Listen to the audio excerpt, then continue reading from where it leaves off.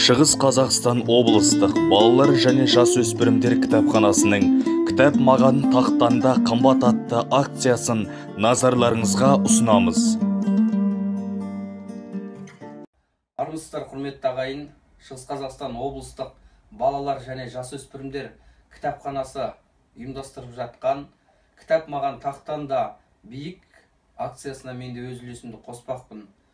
Қандай карантин уақытында қандай кітап оқып жатырсыз деген алғашқы сауалға бұрынғы оқыған шетел әдебиеттерін қайтадан жаңғырып қайталап оқып жатқан жайым бар.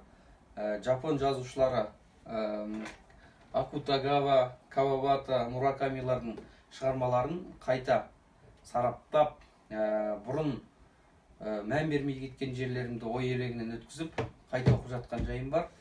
Енді қандай кітап оқуға кеңес бересіз деген сауалға айтатын болсам, Джек Лондонның шығармаларын, әңгімелерін оқуға кеңес берем. Одан кейін әрине өзіміздің төл әдебиетімізді түгендеп оқып алсаңыздар артық етпейді.